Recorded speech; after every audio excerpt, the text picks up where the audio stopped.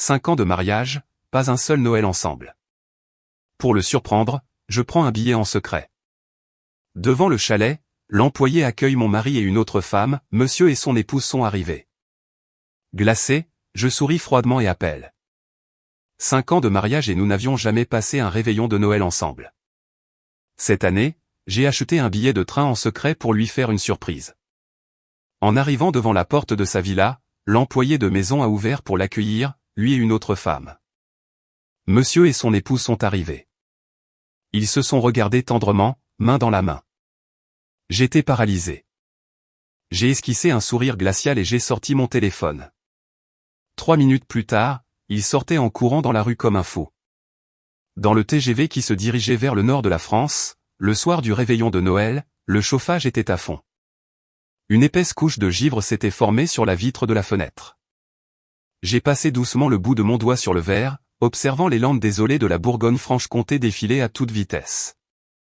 Mon cœur débordait d'illusions. C'était ma 5e année de mariage avec Alexandre. Au cours des 4 derniers Noëls, il avait toujours prétexté que les coutumes dans son village de Dijon étaient très conservatrices, qu'amener une épouse provençale si soudainement n'était pas convenable ou qu'il devait boucler des projets urgents. Son prétexte était toujours de retourner dans le Nord pour accompagner ses parents et de revenir à Marseille après le Nouvel An. Chaque 24 décembre, je restais seul dans l'immense salon de notre appartement du Sud, à regarder les émissions spéciales du réveillon de Noël à la télévision, me contentant d'un froid appel vidéo pour entendre son résumé du dîner familial. Mais cette année, j'ai décidé de ne plus attendre. Derrière son dos, j'ai parcouru près de 1000 km et j'ai acheté ce billet pour le jour même du réveillon de Noël.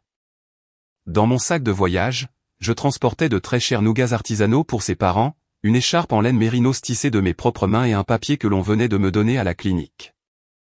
Une échographie avec le sceau officiel. J'étais enceinte de 6 semaines. Je voulais lui remettre cette surprise juste au moment où les 12 coups de minuit sonneraient. Je voulais voir quelle expression d'immense joie apparaîtrait sur son visage, toujours si sérieux et réservé. Le train est arrivé à l'heure à 16h à la gare de Dijon. En sortant, le vent glacial des 0 degrés m'a coupé le visage comme des couteaux, mais mon cœur brûlait de chaleur. J'ai traîné ma valise et j'ai attendu un bon moment à l'arrêt avant de trouver un taxi. Chérie, tu voyages en plein réveillon de Noël, tu vas passer les fêtes avec la famille du mari, hein. Le chauffeur de taxi était un homme affable et bavard, avec cet accent bourguignon marqué et rude. Oui, je veux faire une surprise à mon mari. Il ne sait pas que je viens. J'ai ajusté mon écharpe, j'ai touché l'enveloppe de l'échographie dans ma poche et je n'ai pas pu m'empêcher de sourire. Bien sûr. Les couples doivent être ensemble à Noël. Les jeunes d'aujourd'hui savent vraiment ce qu'est le romantisme. La voiture a accéléré et s'est finalement arrêtée devant l'entrée d'un lotissement de villas de luxe, un endroit tranquille à la périphérie de la ville. Alexandre avait fondé un cabinet d'architecture. Ces dernières années, les bénéfices avaient été bons et il y a quelques années, il m'avait dit qu'il avait acheté une villa individuelle pour ses parents dans sa région, payé comptant. Il disait que c'était sa façon de les honorer. Je l'ai soutenu inconditionnellement et même lorsque nous avons eu des problèmes de trésorerie, j'ai secrètement mis en gage les boucles d'oreilles en or et diamants que ma grand-mère m'avait laissées pour couvrir ses dettes. Je suis descendu du taxi et j'ai traîné ma valise, marchant pas à pas vers cette villa ornée de lumière de Noël. La neige crissait sous mes bottes. Plus je m'approchais de la porte principale, plus mon cœur battait vite. Alexandre, quand tu ouvriras la porte et que tu me verras, tu me serras fort, tu me gronderas d'être si bête de voyager de si loin avec ce froid. Je suis arrivé à la porte en fer forgé. J'avais déjà la main sur la sonnette, mais je me suis arrêté net. À travers la baie vitrée du premier étage, une lumière orangée chaleureuse filtrait et on entendait des rires et du vacarme. Comme guidé par un instinct étrange, j'ai baissé la main et j'ai sorti des clés de mon sac. C'étaient des clés qu'Alexandre avait laissées tomber entre les coussins du canapé à Marseille l'année dernière avant de voyager. Je les avais gardées en pensant les lui rendre et j'avais oublié. Avec des mouvements furtifs, j'ai introduit la clé dans la serrure. Clic. Le portail s'est ouvert. J'ai monté les marches du porche et je m'apprêtais à utiliser la même tactique avec la lourde porte en bois de l'entrée. Mais soudain, j'ai entendu des pas précipités de l'intérieur. La porte s'est ouverte d'un coup. Une employée de maison d'une 50aine d'années, en tablier, qui portait un sac poubelle à jeter, est restée pétrifiée en me voyant là, couverte de neige et avec une valise. Avant que je puisse ouvrir la bouche pour me présenter, le regard de la femme est passé par-dessus mon épaule vers quelque chose derrière moi. Une camionnette Mercedes noire venait de se garer silencieusement devant la villa. Le visage de l'employé s'est illuminé d'un sourire presque servile et excessivement joyeux. M'ignorant complètement, elle m'a contourné et a couru vers la voiture, criant vers l'intérieur de la maison. « Madame Rose, ils sont arrivés, monsieur et son épouse, ils viennent de se garer. Allez faire chauffer le bouillon de fruits de mer. » À cet instant, j'ai eu l'impression qu'un maillet de plomb m'avait frappé le cerveau. Un bourdonnement assourdissant m'a rempli les oreilles. Son épouse ? Qui était son épouse? Je me suis tourné rigidement, suivant la direction dans laquelle l'employé courait. La porte coulissante de la camionnette s'est ouverte et Alexandre est descendu le premier. Il portait le manteau noir à double boutonnage que je lui avais moi-même choisi. Après être descendu, il n'a pas marché vers la maison, mais s'est retourné avec un naturel stupéfiant et a posé sa main sur le cadre de la porte pour éviter que la personne à l'intérieur ne se cogne la tête. Ensuite, un pied chaussé de bottes UGG blanches est apparu. Une femme au visage doux, enveloppée dans un manteau matelassé couleur camel, est descendue en s'appuyant sur le bras d'Alexandre. Son ventre était gonflé. Elle semblait enceinte d'environ 5 ou 6 mois. La tendresse qui débordait des yeux d'Alexandre en la regardant était quelque chose que je n'avais jamais vu en 5 ans de mariage. Avec un naturel total, il l'a prise par la taille, l'a serrée contre sa poitrine et lui a murmuré quelque chose à l'oreille, la faisant éclater de rire et lui donner un petit coup joueur sur l'épaule. L'employé avait déjà retiré les boîtes de cadeaux d'Alexandre et ne cessait de les aduler. « Attention, Madame Caroline, il y a de la glace au sol. Ne glissez pas. Madame Rose vous attend impatiemment depuis toute la journée. »« Merci, Marie. »« T'inquiète, Alexandre me tient bien. »« Ça va » a répondu la femme. Sa voix était douce, mais elle distillait l'arrogance et la sécurité de celle qui sait appartenir à la haute société. Les trois formaient l'image parfaite d'une famille heureuse, marchant pas à pas vers moi. Et moi, avec mon manteau trempé par la neige jusqu'aux genoux, debout sur les escaliers de sa propre maison, je ressemblais à une mendiante comique et superflue. Soudain, une lumière de l'éclairage de Noël de la rue s'est allumée d'un coup, illuminant le visage d'Alexandre. En levant les yeux, ses yeux ont violemment croisé les miens. En une seule seconde, le sourire sur son visage s'est complètement figé. Ses pupilles, auparavant débordantes d'amour, se sont contractées drastiquement, comme s'il voyait l'esprit le plus terrifiant de l'enfer. La main qui tenait la taille de cette femme est devenue rigide, puis s'est retirée d'un coup comme si elle avait touché un câble à haute tension. Lucie, a-t-il réussi après ces 2 syllabes rauques de sa gorge. Sa voix tremblait d'une manière méconnaissable. La femme, à ses côtés, déstabilisée par le mouvement soudain d'Alexandre, en écartant son bras, a un peu chancelé et m'a regardé en fronçant les sourcils, suivant le regard d'Alexandre. Elle m'a observé de haut en bas, remarquant mes vêtements trempés et ma valise à mes pieds. « Alexandre » a-t-elle demandé en se tournant vers lui, « cette fille est-elle une employée de ton cabinet? Comment ose-t-elle venir déranger à la maison en plein réveillon de Noël ?» Employée. En entendant ce mot, une vague de nausée m'a retourné l'estomac. J'ai fixé mes yeux sur Alexandre, voyant comment, malgré les températures négatives, une fine couche de sueur froide perlait sur son front. L'employée a également remarqué la tension de l'ambiance. Elle m'a regardé, puis a regardé Alexandre et est restée figée sur place, n'osant rien dire, tandis que le sac poubelle en plastique émettait un craquement gênant avec la brise. « Alexandre » a insisté la femme en voyant qu'il ne répondait pas, élevant un peu le ton de sa voix et essayant de lui attraper la manche du manteau, mais lui, comme s'il s'était brûlé, a fait un pas brusque en arrière pour esquiver son toucher. Ses yeux restaient fixés sur moi. Il était blanc comme un linge, ses lèvres tremblaient et il ne pouvait articuler un mot. Pendant 5 ans, il avait toujours été pour moi l'homme mature, froid, calculateur et maître de tout. Je ne l'avais jamais vu perdre pied de cette manière. Je ne l'avais jamais vu aussi terrifié. « Lucie, écoute-moi, je t'explique. Les choses ne sont pas ce qu'elles semblent. » Finalement, il a retrouvé sa voix, a fait un pas en avant et a essayé de monter les escaliers pour me prendre la main. Je ne me suis pas écarté, je suis resté simplement à regarder froidement sa main tendue. Cette main est restée paralysée en l'air et finalement n'a même pas osé effleurer le tissu enneigé de mon manteau. Elles ne sont pas ce qu'elles semblent? J'ai commencé à parler d'une voix si sereine que même moi, ça m'a fait peur. Il n'y a pas eu d'hystérie, pas de larmes inconsolables, juste un silence sépulcral, comme si tout le sang de mon corps s'était figé. Et comment sont-elles alors? Dis-moi, Alexandre, qui est cette femme enceinte que toute ta famille et le personnel appellent madame? En entendant mes mots, le visage de la femme au manteau camel a radicalement changé. Elle n'était pas idiote.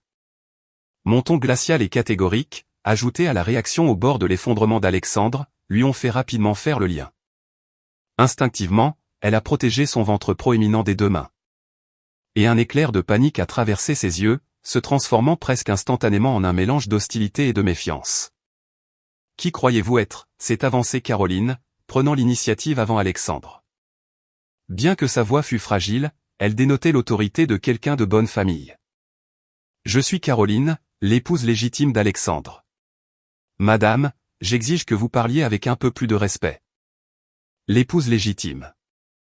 Ces mots ont été comme un couteau rouillé creusant lentement ma poitrine, m'arrachant des morceaux de chair.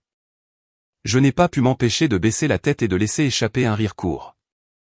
Ce rire, dans l'atmosphère glaciale du réveillon de Noël, a sonné de manière stridente et désolée. Caroline. J'ai murmuré son nom et j'ai ensuite levé la tête pour la regarder directement dans les yeux. Puisque vous êtes son épouse légitime, qu'est-ce que c'est exactement le certificat de l'état civil que je signe avec lui depuis 5 ans? Avez-vous besoin que je le sorte et que je le montre à toute votre merveilleuse famille? Le corps de Caroline a chancelé brusquement et le sang a fui de son visage.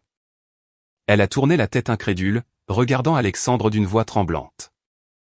Alexandre, qu'est-ce que cela signifie? Quel état civil?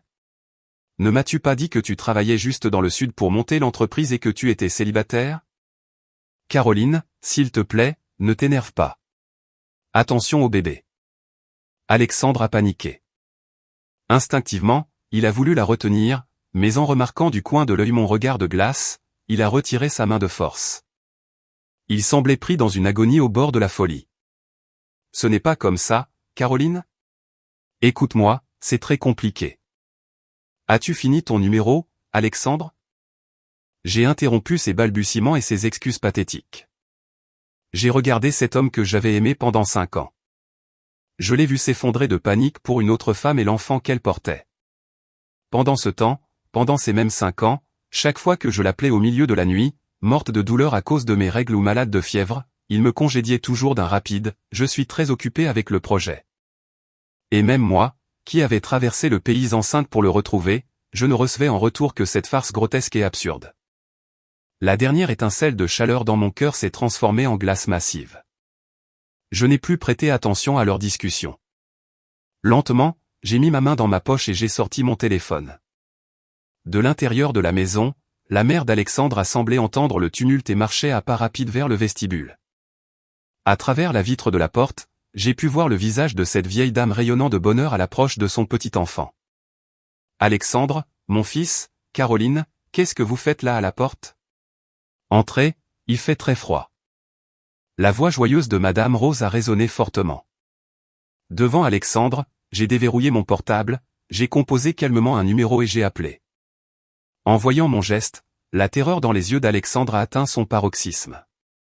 Il a deviné ce que j'allais faire et a complètement perdu la tête, se jetant sur moi sans se soucier de rien. J'appelais Monsieur Dubois, le PDG de l'entreprise de construction et le principal investisseur du cabinet d'Alexandre. Alexandre était en train de concourir pour la conception d'un bâtiment emblématique dans la capitale de la province. Ce contrat était vital pour son entreprise et Monsieur Dubois était le seul pont pour l'obtenir. Pendant 5 ans, en tant que chef comptable dans l'ombre et vérificatrice des plans de son cabinet dans le sud, c'est moi qui gérais le contact direct avec Monsieur Dubois. Lucie, raccroche. Je t'en supplie, raccroche. Alexandre a hurlé hystériquement, courant vers les escaliers comme une bête déchaînée. Par impulsion, il a glissé sur la neige de l'escalier et s'est cogné brutalement les genoux contre le ciment, produisant un bruit sourd. Mais sans se soucier de la douleur, il a rampé vers moi, étendant les bras pour m'arracher le portable. J'ai reculé, impassible, levant la main. L'appel avait déjà été décroché dès la première sonnerie. La voix vigoureuse de Monsieur Dubois est sortie du combiné. « Tiens, Lucie, comment tu te souviens de moi en plein réveillon de Noël ? Joyeux Noël, Lucie. » Non. Alexandre avait les yeux injectés de sang, agenouillé à mes pieds, il s'est accroché à mes mollets avec une telle force que ses ongles transperçaient presque le tissu de mon manteau. Sa voix distillait une terreur et une supplication désespérée, au bord des larmes. Je t'en prie, ne fais pas ça. Je te donnerai ce que tu veux. Ne me coule pas. Ne me détruis pas ici même. À côté, Caroline était sous le choc. Elle regardait son mari bouche bée, l'homme qui une seconde avant était un gentleman prospère et attentionné, maintenant agenouillé comme un chien aux pieds d'une inconnue, suppliant la pitié. À cet instant précis, la porte principale s'est ouverte en grand. Madame Rose est apparue avec une soupière fumante de bouillon dans les mains. En voyant la scène, le récipient en porcelaine s'est écrasé au sol. Le bouillon et les morceaux de céramique ont volé partout. Alexandre, qu'est-ce que tu fais? Et qui est cette bonne femme? A hurlé Madame Rose en s'approchant à grands pas. Je n'ai pas fait attention au cirque qui m'entourait. J'ai mis le téléphone à mon oreille et d'une voix claire, ferme et sans le moindre tremblement, j'ai dit à Monsieur Dubois, joyeux Noël, Monsieur Dubois. Je suis vraiment désolé de vous déranger le 24. Je suis Lucie, l'épouse légale d'Alexandre. Je vous appelle pour vous informer que, étant donné qu'Alexandre a commis un présumé délit de bigamie, a détourné des capitaux de nos biens communs et entretient une famille parallèle, le 2 janvier prochain, je déposerai formellement une demande de divorce auprès des tribunaux de Marseille. Je demanderai la saisie conservatoire de tous ses comptes et de ceux du cabinet. En tant que responsable financière de l'entreprise, j'enverrai la comptabilité réelle de ces 5 années, ainsi que les preuves de fraude fiscale au service des impôts et à votre service juridique. Pour éviter que la réputation de votre entreprise de construction ne soit éclaboussée par le scandale, je vous suggère de reconsidérer l'attribution de l'appel d'offres. Lucie, sale sorcière, tais-toi. Alexandre est devenu fou. Il s'est levé d'un bond, utilisant toutes ses forces pour essayer de m'arracher le portable et m'a même lancé les mains au cou, mais j'avais déjà raccroché. Tout le processus a duré exactement 3 minutes. Alexandre, calme-toi, a crié Caroline, se jetant sur lui pour le retenir. Bien qu'elle fût pâle, elle avait réalisé que la situation était extrêmement préjudiciable pour eux. Retenu par Caroline, Alexandre est tombé sur la neige comme si on l'avait vidé de son énergie. Il m'a regardé et dans ses yeux, il ne restait plus aucune trace de la tendresse d'avant, ni de la supplication d'il y a 1 minute. Il ne restait que la folie sombre et toxique d'un rat acculé. Lucie, tu es folle? Tu m'as détruit. Tu as détruit cette famille, a-t-il marmonné entre ses dents, tremblant violemment sous le mélange de colère et de terreur. Madame Rose avait enfin compris de quoi il s'agissait. Elle m'a pointé du doigt en tremblant, exposant instantanément sa nature classiste et malveillante. Ah, bien sûr, tu es cette sorcière andalouse. J'avais déjà dit à mon fils que vivre avec toi était un péché, mais il a insisté sur le fait que tu l'aidais à trouver des clients dans le sud et à tenir les comptes. Qui crois-tu être? Venir faire un scandale le soir de Noël dans notre maison. Mon fils t'a fait une faveur en étant avec toi. Appelle tout de suite cet homme et retire ce que tu as dit. Sinon, je te jure que tu ne sortiras pas vivante d'ici. Regardant les visages déformés et répugnants de toute cette famille, j'ai caressé mon ventre. C'est l'homme que j'ai aimé pendant 5 ans, pour qui j'ai tout donné. Et c'est sa famille. J'ai lâché un rire glacial, je me suis retourné, j'ai saisi la poignée de ma valise et j'ai commencé à descendre les marches. J'ai ignoré les rugissements de fou d'Alexandre et les coups qu'il donnait contre le mur. Je n'ai pas regardé une seule fois en arrière. Le vent et la neige me frappaient le visage, refroidissant complètement mon cerveau ardent. Les cris derrière moi s'estompaient. J'ai traîné ma valise dans les rues silencieuses du lotissement. À chaque pas, les souvenirs de notre passé défilaient dans ma tête, comme une vieille bande de celluloïdes. Je me suis souvenu de nos 5 ans, lorsque nous nous étions mariés civilement au tribunal de Marseille, vivant dans un petit appartement en colocation. Il n'avait rien. Il a pointé les 4 murs écaillés et m'a dit, « Lucie, tu souffres avec moi, mais quand je réussirai, je te promets que tu seras la femme la plus heureuse du monde. » Je l'ai cru, pour son rêve d'être architecte en chef. Je travaillais le jour à l'administration d'une multinationale et la nuit je corrigeais ses plans. J'équilibrais les bilans de son cabinet et j'ai même vendu les bijoux de ma grand-mère pour lui payer le capital social de l'entreprise. Quand le cabinet a commencé à décoller, il est devenu de plus en plus absent. Lucie, je te laisse la filiale du Sud parce que j'ai confiance en toi. Mais dans ma région, un projet gigantesque est sorti. Je dois y être pour superviser. Cette séparation est temporaire. Dès que je serai installé dans le Nord, tu viendras avec moi, me disait-il. C'était son excuse chaque année pour ne pas m'emmener à Dijon à Noël. Il disait que sa famille était très fermée, de mentalité classique, de vieux bourguignons, et que tant qu'il n'aurait pas de succès assuré, amener une provençale n'attirerait que des critiques à cause des différences de caractère.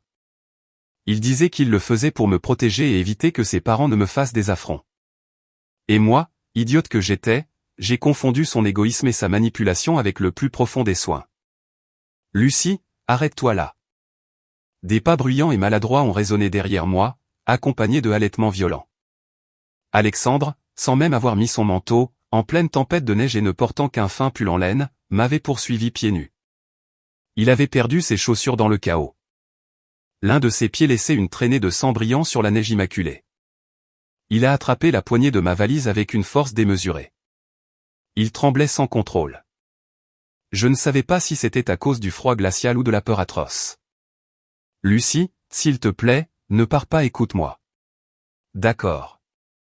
Son joli visage était maintenant violacé par le froid. Il avait les yeux injectés de sang et les larmes se mêlaient à la sueur. Ce n'est pas ce que tu penses, Caroline et moi. Notre mariage est une farce, nous ne sommes pas vraiment mariés. Je me suis arrêté et je ne me suis pas retourné. J'ai seulement baissé les yeux vers cette main agrippée à ma valise. Vous n'êtes pas vraiment mariés? Alors, qu'est-ce qui est vrai? Je me suis retourné. Ma voix était de l'eau stagnante dans la nuit d'hiver, sans une once de chaleur. Est-ce vrai notre certificat d'état civil ou est-ce un mensonge, le bébé qu'elle porte dans son ventre? Alexandre, tu crois que parce que tu m'as trompé pendant 5 ans, je suis complètement stupide? C'est vrai, le bébé est vrai, mais le mariage était simulé. Alexandre balbutiait sans sens. Il a lâché la valise et a essayé de m'attraper le bras, mais la froideur de mon regard l'a arrêté. C'était du théâtre, Lucie. Le père de Caroline et Monsieur Charles, l'ancien conseiller en urbanisme du conseil régional, un homme avec des contacts partout. Pour gagner cet appel d'offres public et agrandir le cabinet, sans les pistonnades de la famille de Caroline, je ne pouvais même pas accéder aux listes. Il s'est essuyé le visage trempé et a fait un pas en avant en baissant la voix. Mes parents me faisaient pression pour avoir un enfant. Caroline est tombée amoureuse de moi et je ne l'ai utilisé que. Nous n'avons signé aucun papier officiel, nous avons juste fait un mariage à l'église et un banquet au village pour faire taire sa famille et les gens d'ici.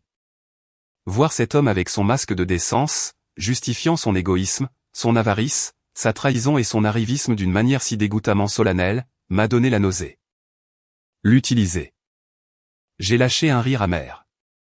Alexandre, pendant que je sécurisais le terrain à Marseille et te tenais les comptes au millimètre, tu étais à Dijon en train de coucher avec la fille du politicien pour grimper grâce à ses influences.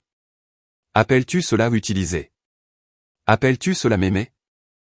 J'ai tout fait pour notre avenir. Alexandre avait les yeux exorbités, au bord de l'abîme. Avec ce projet, nous nous serions couronnés de succès. Quand je serais payé, j'allais t'acheter une belle villa dans le sud. J'ai dit à Caroline qu'une fois l'enfant né, nous nous séparerions pour incompatibilité de caractère. Je donnerais un chèque à son père et c'est tout. Lucie, crois-moi, tout mon argent allait être pour nous deux. Ça suffit, Alexandre, ne me dégoûte plus. Je l'ai regardé et la dernière étincelle de déception a disparu, ne laissant qu'un vide absolu. Un homme capable d'utiliser le mariage, les sentiments et son propre enfant à naître comme des jetons de casino, était pourri jusqu'à la moelle. J'ai mis ma main dans ma poche et j'ai sorti l'échographie, le papier qui devait être son cadeau de Noël.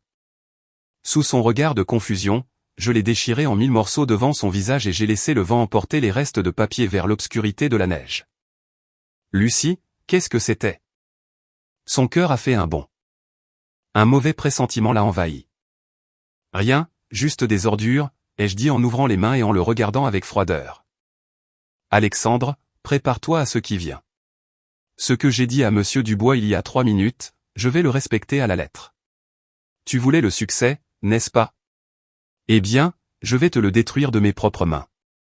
Cela dit, j'ai tiré ma valise sans le regarder de nouveau et je suis sorti d'un pas ferme par la porte de l'urbanisation. Je n'ai pas quitté Dijon cette même nuit. Je me suis enregistré dans un hôtel de la chaîne NH près de l'urbanisation. Je savais que la tempête ne faisait que commencer.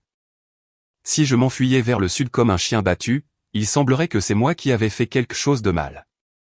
Assise au bord du lit, j'ai regardé l'écran de mon portable qui ne cessait de s'illuminer avec des appels manqués et des bombardements de messages WhatsApp. Non seulement de lui, mais d'employés du cabinet et même de la secrétaire de Monsieur Dubois. Je n'ai répondu à aucun. Avec un esprit froid, j'ai téléchargé sur le cloud tous les enregistrements et sauvegardes des conversations clés. Juste au moment où j'ai fermé les yeux pour me reposer, la porte de ma chambre a claqué à coups de poing. « Lucie, je sais que tu es là-dedans. Sors et affronte la situation. » C'était la voix de Madame Rose. Ils avaient localisé le taxi ou utilisé leur contact pour me trouver. Décidément, dans cette ville, la famille du politicien avait du pouvoir. J'ai arrangé mes vêtements et, le visage inexpressif, j'ai ouvert la porte. Dehors, il n'y avait pas seulement une Madame Rose hystérique et un Alexandre livide. Il y avait aussi Caroline les yeux gonflés de larmes, se tenant le ventre. À ses côtés se tenait un homme d'une 60aine d'années, vêtu d'une veste Barbour impeccable qui émanait une aura d'autorité implacable. Par la ressemblance physique et la prétention, j'ai déduit que c'était l'ex-conseiller Monsieur Charles, le père de Caroline. « Vous devez être Lucie. » Monsieur Charles fut le premier à parler. Sa voix était grave, avec l'oppression typique de celui qui a l'habitude de commander. Il ne daigna même pas regarder la modeste chambre d'hôtel. Il planta ses yeux dans les miens. Les jeunes ne devriez pas être si extrémistes. Caroline m'a déjà raconté ce qu'Alexandre a balbutié au téléphone. Peu m'importe les embrouilles que vous avez eues dans le passé. Mais maintenant ma fille porte le sang de ma famille dans ses veines et la carrière d'Alexandre ne peut pas s'effondrer à cause d'une de vos crises. Proposez un chiffre. Combien voulez-vous pour vous taire et disparaître à jamais? J'ai regardé ce vieux notable, si habitué à se frayer un chemin à coups de portefeuille, et je n'ai pas pu m'empêcher de rire.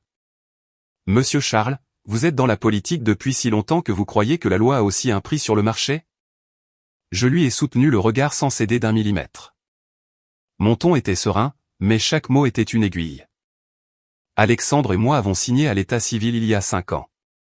Aux effets légaux français, je suis son épouse. Se marier à l'église et organiser un banquet avec votre fille s'appelle un délit de bigamie et de fraude.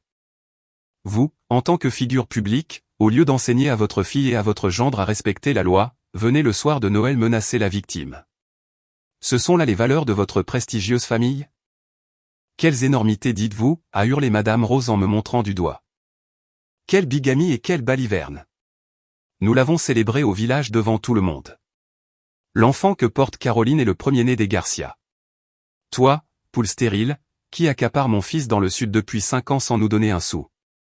Pour qui te prends-tu, maman? Tais-toi une bonne fois pour toutes. A rugi Alexandre. Il était à bout de force, comme une corde sur le point de rompre. L'appel à Monsieur Dubois l'avait mis échec et mat. Si Monsieur Charles ne l'aidait pas à freiner ce désastre aujourd'hui, sa vie était finie. Alexandre a fait un pas, me regardant avec un mélange de supplication et une haine très profonde et dissimulée. Lucie, parlons en privé. Il n'y a pas lieu d'éventer cela devant les beaux-parents. Je sais que je me suis mal comporté avec toi, mais je l'ai fait pour que l'entreprise devienne un empire. Nous n'avons rien à nous dire en privé. Je l'ai coupé net, m'écartant et désignant le couloir. Ce que tu as à dire, tu le dis ici.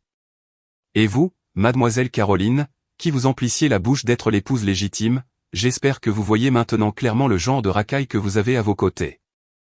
D'un côté, il a utilisé l'argent de l'héritage de ma grand-mère pour fonder l'entreprise et faisait semblant de m'être fidèle à Marseille. De l'autre, il se mettait dans votre lit pour obtenir des contrats publics par l'intermédiaire de votre père. S'il m'a trahi moi, croyez-vous qu'il ne vous fera pas le coup un jour ou l'autre?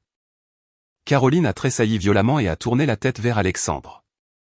Il a complètement perdu les pédales et a frappé le cadre de la porte. Ne dépasse pas les bornes, Lucie. Caroline a été ma mécène. Qu'est-ce que tu en sais?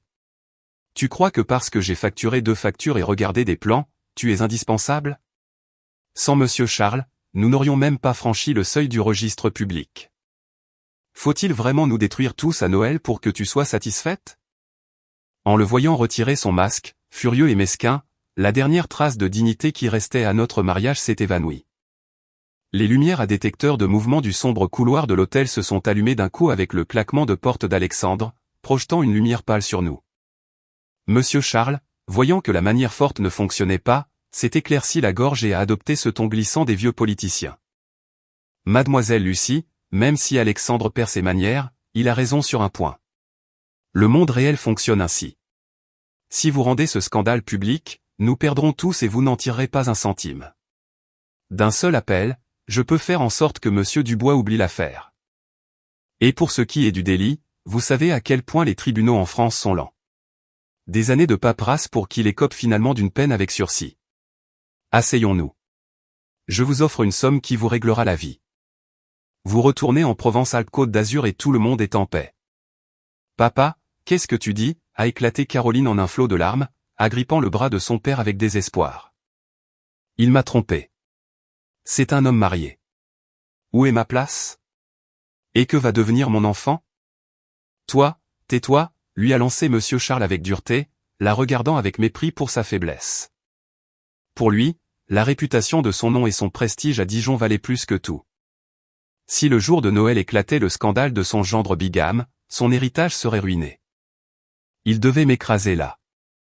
J'ai observé cette famille, chacun avec ses propres intérêts égoïstes, et je n'ai ressenti que du dégoût. Madame Rose, voyant que Monsieur Charles offrait de l'argent, a craint pour le patrimoine de son fils et s'est empressée d'intervenir en faisant des révérences à l'ex-conseiller.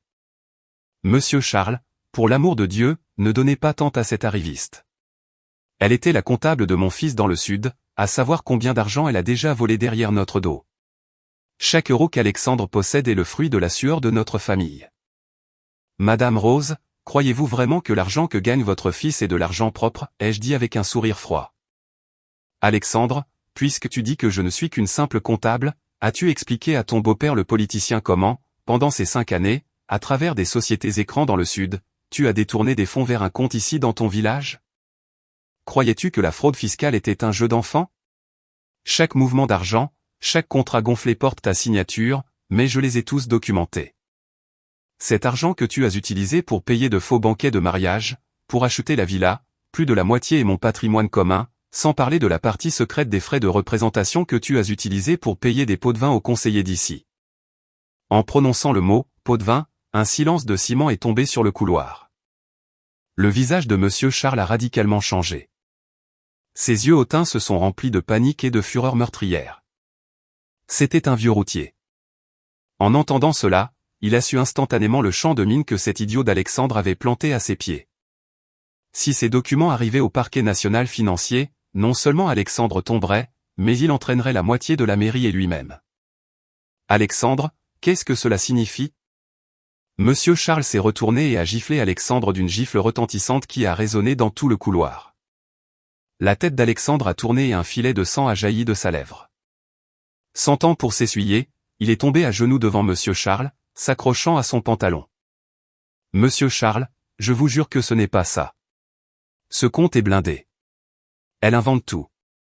Elle me bluffe. Elle n'a pas de preuves. Je n'ai pas de preuves. J'ai sorti mon téléphone et j'ai ouvert un dossier chiffré, leur montrant le PDF numérisé. C'était le document de virement bancaire signé par Alexandre lui-même, ainsi que des extraits du compte avec lequel il avait payé les frais de mariage avec Caroline. Alexandre, tu as sous-estimé de manière catastrophique ta propre directrice financière. Je les ai regardés de haut sans la moindre compassion. Dès la 2e année, quand tu as commencé à me interdire de venir à Dijon pour Noël, j'ai su que quelque chose ne collait pas. Je pensais que tu étais le paysan typique donnant tout l'argent à ta mère, mais il s'avère que tu montais ton petit nid douillet. Ces papiers sont suffisants pour que tu te retrouves sans 1 euro et que tu passes les prochains Noëls à la prison de Fleury-Mérogis. Caroline a regardé la date des extraits. Elle correspondait exactement à l'époque de leur coup de foudre, quand Alexandre lui jurait que c'était les économies de sa vie, gagnées avec le sang, la sueur et les larmes. Alexandre, tu es un monstre, un misérable escroc. Caroline a éclaté en sanglots et s'est effondrée sur le sol, se serrant le ventre. Oh, ma petite fille! Madame Rose, morte de peur, a couru à son secours. Le sombre couloir de l'hôtel s'est transformé en un asile de pleurs, de malédictions et de coups, une farce ridicule et grotesque. Je les ai observés froidement, j'ai reculé d'un pas et je leur ai claqué la porte au nez. Le tumulte a duré une demi-heure de plus avant de s'éteindre finalement.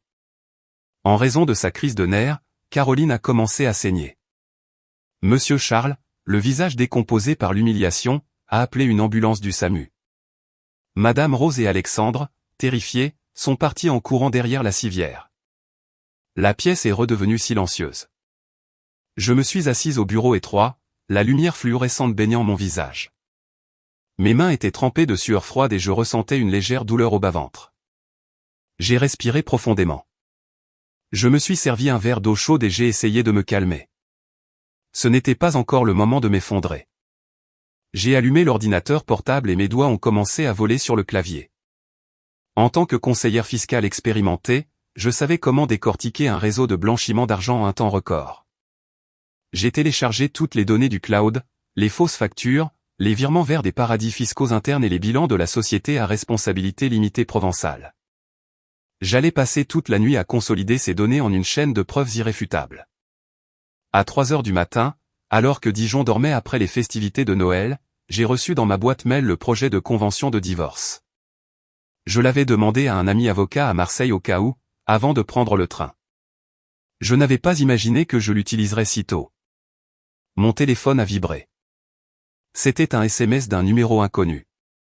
Lucie, c'est Caroline. Nous devons parler demain à 8 heures au café en face de l'hôpital universitaire. J'irai seul.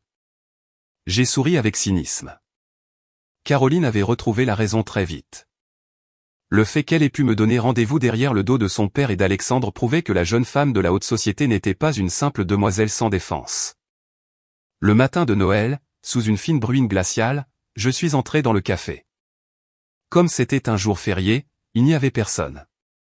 Caroline, vêtue d'une doudoune noire très ample, était assise dans un coin, pâle comme un cadavre et avec des cernes horribles. En me voyant, elle s'est redressée instinctivement. « Asseyez-vous, Lucie », a-t-elle dit d'une voix rauque, en poussant un café noir vers moi. Les médecins disent que le bébé est en sécurité pour le moment, mais je n'ai pas dormi de la nuit. J'ai beaucoup réfléchi. Je me suis assise. Je n'ai pas touché le café et je suis allé droit au but. Caroline, si vous venez comme messagère d'Alexandre ou pour me menacer à nouveau avec le pouvoir politique de votre père, épargnez votre salive. Mes conditions ne sont pas négociables. Il a commis la bigamie, le détournement de fonds, et je veux qu'il en paie le prix. Caroline a ri amèrement et ses yeux se sont remplis de larmes. Vous ne vous trompez pas. Hier soir, j'ai coincé Alexandre dans la chambre de l'hôpital pendant 3 heures. Il s'est agenouillé, s'est giflé et m'a tout avoué. Vous savez? Je n'aurais jamais imaginé qu'un homme puisse être aussi répugnant. Quand nous avons commencé à sortir ensemble, il m'a dit qu'il venait d'une famille humble, qu'il s'était fait tout seul dans le sud. Mon père a vu son talent et a activé ses contacts pour le mettre sur les rails. Il s'est même agenouillé en pleurant pour que je n'avorte pas quand je suis tombée enceinte. Il disait que m'épouser était son rêve, mais il n'était que son tremplin et mon père son bouclier protecteur. Et à vous, il vous a pressé jusqu'à la dernière goutte. Lucie, il nous a toutes les deux détruites. J'ai regardé Caroline et l'hostilité que je ressentais s'est légèrement dissipée. Dans la toile de mensonges d'Alexandre, nous n'étions que des marches sur son échelle vers le pouvoir. Et pourquoi m'avez-vous appelé, lui ai-je demandé. Caroline a sorti une clé USB de son sac et l'a glissée vers moi.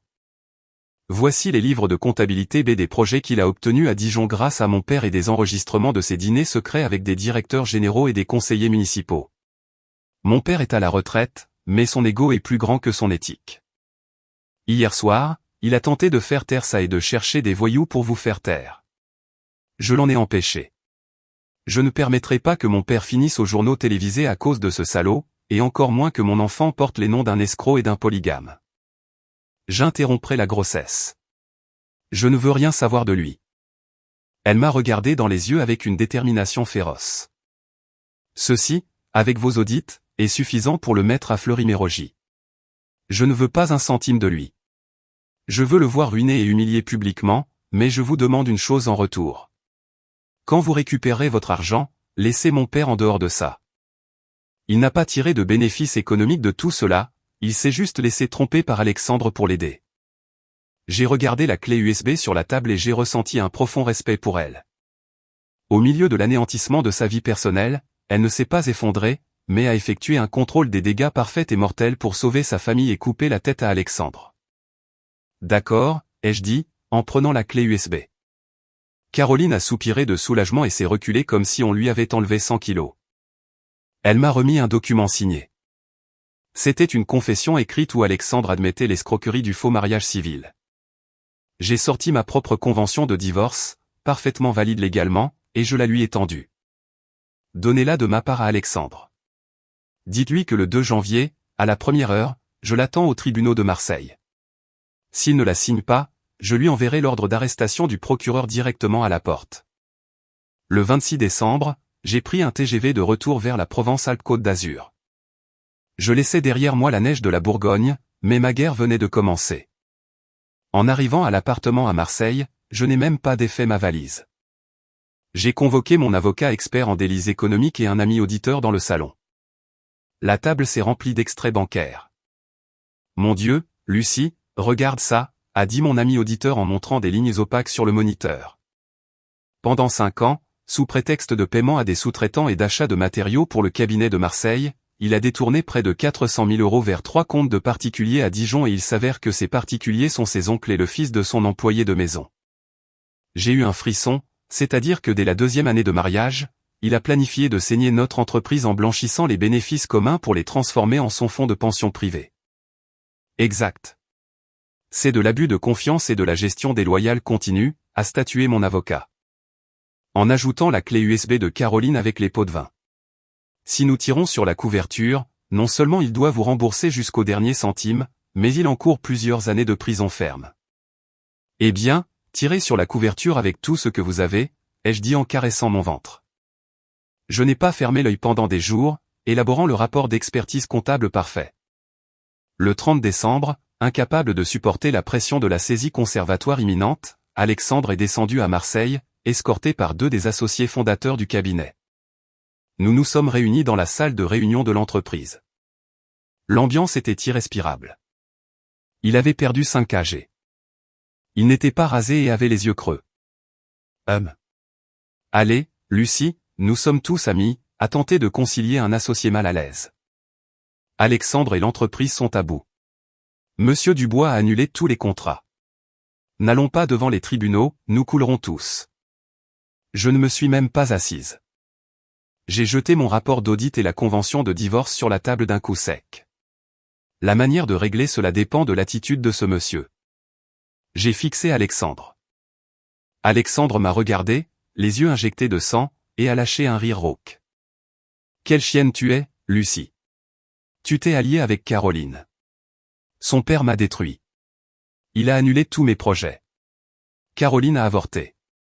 Tu es contente, tu as brisé ma vie.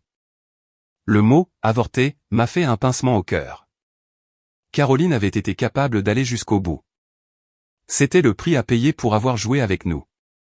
La vie, tu l'as brisée tout seul avec ton avarice, ai-je dit en posant les mains sur la table. Tu as là les 412 000 € que tu as détournés. Le 2 janvier, quand les tribunaux ouvriront, je déposerai la plainte. Ou tu signes ça tout de suite, me cédant ta part des propriétés et remboursant l'argent liquide. Ou le jour de l'épiphanie, on t'apportera du charbon et des menottes en cellule. Tu décides. Tu me jettes à la rue. Si l'entreprise fait faillite, tu ne toucheras rien, a-t-il rugi en jetant la chaise au sol. L'entreprise m'est égale. Je veux que tu vomisses jusqu'au dernier euro de mon argent que tu as avalé, ai-je répondu, implacable. Le 2 janvier, premier jour ouvrable après le Nouvel An, mon avocat et moi étions aux portes du tribunal de première instance. Alexandre était déjà là, recroquevillé dans son manteau, le visage gris comme la cendre. Il était acculé. Le service des impôts inspectait déjà les comptes après une dénonciation anonyme et les notables de sa région lui avaient fermé toutes les portes. Lucie, devons-nous vraiment faire ça, a-t-il supplié d'une voix brisée. Je signe tout. Ma mère va vendre la villa du village pour payer ta part, mais retire la plainte au service des impôts. Si je vais en prison, ma vie s'arrête là. Et quand tu blanchissais de l'argent et me trompais, as-tu pensé à ce jour? Je me suis assise en face de lui, froide comme le marbre. Ce que tu as détruit, ce n'est pas seulement Caroline, mais mes 5 dernières années de vie. Je ne signerai aucun document t'exonérant de responsabilité pénale. Ce que le juge décidera au pénal est ton problème. Aujourd'hui, nous liquidons seulement le divorce. Alexandre s'est effondré sur la chaise en plastique. Les mains tremblantes, il a saisi le stylo et a signé avec tant de rage qu'il a déchiré le papier. En sortant du tribunal, le ciel d'hiver provençal était dégagé et bleu, et le soleil réchauffait ma peau de nouveau. J'ai respiré profondément. C'était fini. 3 jours plus tard, le tribunal a mis la villa de Dijon aux enchères publiques. Madame Rose m'a appelé au milieu de la nuit, pleurant inconsolablement, suppliant pitié parce qu'ils avaient dû retirer toutes les économies de leur vie pour payer les indemnités et les amendes du service des impôts, suppliant de retirer les charges pour que son fils n'aille pas en prison. J'ai raccroché et bloqué le numéro pour toujours. Quelques mois plus tard, le printemps est arrivé à Marseille. Avec l'argent de ma part des biens, j'ai loué un bureau en plein centre et j'ai monté ma propre société de conseil financier. De nombreux anciens clients d'Alexandre, fatigués de ses magouilles, sont venus avec moi, connaissant ma bonne réputation professionnelle. Un après-midi de pluie légère, Alexandre est apparu pour signer le dernier transfert d'actions. Il portait une veste usée, était décharné et avait perdu toute son arrogance. Pour ses crimes en col blanc, il avait évité la prison avec une peine avec sursis, mais les amendes l'avaient laissé dans une indigence totale. Aucun cabinet d'architecture décent ne le recruterait jamais. Félicitations pour votre entreprise, Lucie, m'a-t-il dit avec un sourire plus laid qu'un pleur. Merci, Alexandre. Signez ici et nous aurons terminé, ai-je dit d'un ton strictement professionnel. Il a signé et m'a regardé avec des larmes de regret. Oui. Si ce Noël-là, je t'avais emmené à Dijon avec moi, si je n'avais pas écouté ma mère pour ce qui est de grimper grâce à la famille de Monsieur Charles, nous serions heureux. Alors je l'ai regardé et mon cœur était un lac calme. Les « si » n'existent pas. Tu n'as pas pris le mauvais chemin, tu as simplement montré ton vrai visage face à l'ambition. Et je te remercie de ne pas m'avoir estimé, car grâce à cela, je sais maintenant la vie que je mérite vraiment. Alexandre a baissé la tête et a quitté mon bureau en traînant les pieds vers l'oubli. Quelque temps après, j'ai appris que Caroline, utilisant les connexions qu'il restait à son père dans une autre région, avait obtenu un poste dans l'administration.